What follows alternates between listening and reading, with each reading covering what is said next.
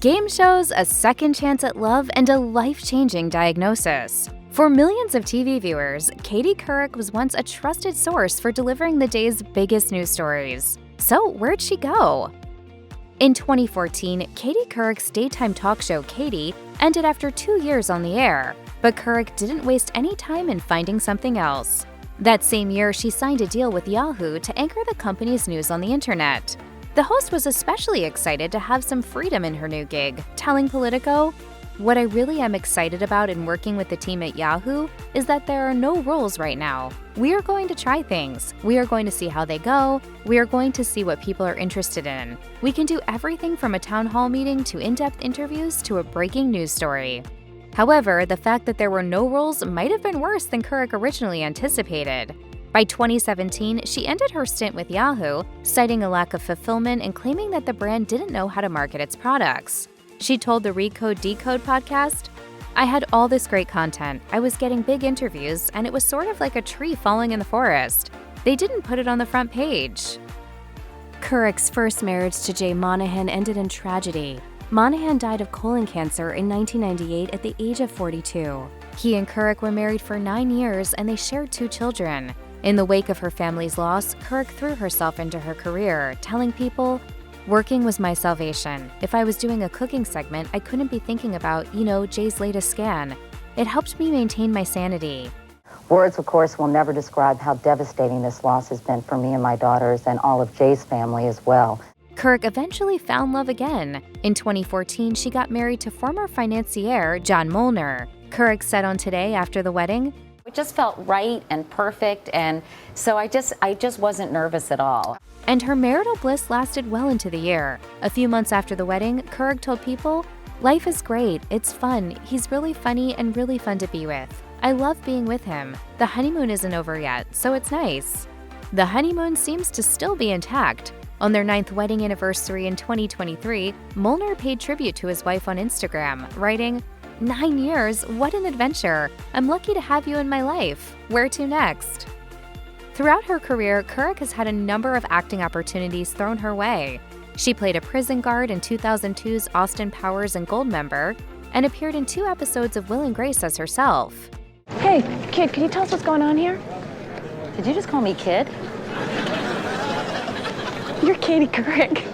After voicing a character in the 2004 animated film Shark Tale, she went on an acting hiatus for a number of years. She started acting again in the 2010s, nabbing small parts in Zoolander 2 and Sully, among others. In 2011, she made a return to the TV realm and appeared in Season 2 of Glee, once again as herself. Thoughts?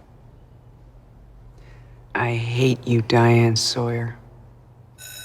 Her acting work continued into the 2020s. Couric appeared as herself in a 2020 episode of The Boys, and in 2023, she played a reporter in 2 episodes of the podcast Supreme: The Battle for Roe. After leaving TV hosting behind, Couric went all in on producing. The host, along with her husband, founded her own production company called Katie Couric Media. The company produces both scripted and unscripted programming. Among her projects have been Flint, Unbelievable, and An American Bombing, The Road to April 19th. Katie Couric Media is still alive and well today, and the company also works with major companies to create branded content. Molner said on the company's website, "KCM is proud to help brands tell stories that matter through a collaborative partnership with one of the most trusted voices in media." Couric couldn't let hosting go completely by the wayside. In 2017, she and Molner joined forces to host an internet cooking show called Full Plate. The series followed the couple as they learned about cooking from renowned chef Joel Gamoran. In an interview with Bon Appetit, Couric had this to say about her culinary skills at the beginning of the series.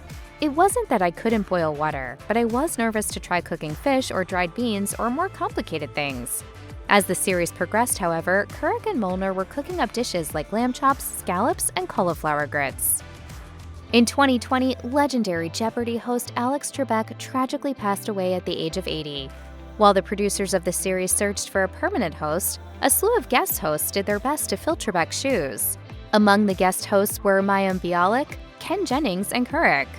I watch the show a lot. I watch it regularly, but I started watching it religiously. Couric spoke to Pointer about what it was like to host the iconic game show. She told the outlet, I tried to make it my own, but also respect the institution because Jeopardy is not really a game show. It doesn't feel right to call it a game show. It is an American institution. It was a lot of fun, but it was a very tough job. Ultimately, Bialik and Jennings were chosen as permanent hosts, with Jennings becoming the sole host in late 2023. After spending decades on television, Couric still felt like the world didn't quite know who she was. To rectify that, she wrote a memoir called Going There, which was released in 2021 to critical acclaim. The memoir offered a behind-the-scenes look at events in Couric's career, such as her intimate meeting with Princess Diana. Another hot topic covered in the book was Matt Lauer, Couric's Today co-host who got ousted in the wake of sexual misconduct allegations. Couric wrote in Going There, "I know Matt thinks I betrayed him, and that makes me sad, but he betrayed me too, by how he behaved behind closed doors at the show we both cared about so much." The host also owned up to her own past journalistic indiscretions, such as omitting one of Ruth Bader Ginsburg's interview responses to a question about police brutality. Couric wrote, "I lost a lot of sleep over that one and still wrestle with the decision I made." In 2022, Couric opened up about some devastating health news. She had breast cancer. The veteran anchor recounted the moment she learned of her diagnosis in a Katie Couric Media blog post, writing, "I felt sick and the room started to spin. I was in the middle of an open office, so I walked to a corner and spoke quietly, my mouth unable to keep up with the questions swirling in my head." I was pretty stunned. The veteran anchor was afraid of what this all could mean not only for her, but for her daughters. She wrote in the post, "They'd already lost one parent. The idea of losing another was unfathomable." Couric's treatment consisted of a surgery to remove a tumor in her breast and radiation to clear out any remaining cancer cells in her body. The surgery and radiation were both successful, and as of 2024, Couric is in remission. The former television host has since used her experience to advocate for the importance of early cancer detection, as that's what kept her sickness from manifesting into something more dangerous. She told People in 2023, "I was very fortunate. My cancer was caught very, very early when it's most treatable, and if I can just be an advertisement for people to get screened, to get their mammography done, to talk to their doctors, and if they have dense breasts, to get additional screening." Couric didn't just use her own experience with cancer to advocate for early detection. She also began campaigning for everyone to have access to quality healthcare. In her essay about her diagnosis, Couric pointed out how crucial it is that people have access to regular checkups as well as diagnostic scans, writing, "To reap the benefits of modern medicine, we need to stay on top of our screenings, advocate for ourselves, and make sure everyone has access to the diagnostic tools that could very well save their life."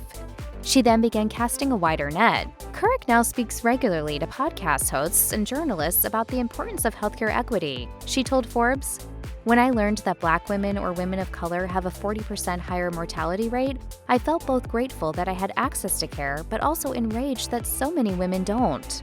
I think women have to advocate for their own health. She also opened up to USA Today about her passions for advocacy, saying, "People must roll their eyes and say, 'Oh, there she goes again, from colons to boobs.' But I feel like I have an obligation, that I have an audience. They've watched me for a long time." Couric has an estimated net worth of $110 million, so it's safe to say she never has to work again. However, the superstar journalist is still keeping busy in her post-TV host era. Back in 2016, Couric launched her podcast, Next Question with Katie Couric, and she's been releasing episodes on a regular basis ever since. Furthermore, Katie Couric Media has expanded significantly. Couric told CNBC in 2024, "We now are sort of a thoroughly modern media company with newsletters. We have 4 now. We have obviously a podcast, and I'm giving birth, not literally, to other podcasts." And then, of course, I use social media to do a lot of news-making interviews. However, Couric's life isn't all business. She's celebrated some personal milestones recently, too. In 2024, Couric became a grandmother for the first time when her daughter Ellie Monahan gave birth. Couric told USA Today, "I'm looking forward to spending time with my grandchild and just doing the fun stuff, because grandparents get to do the fun stuff."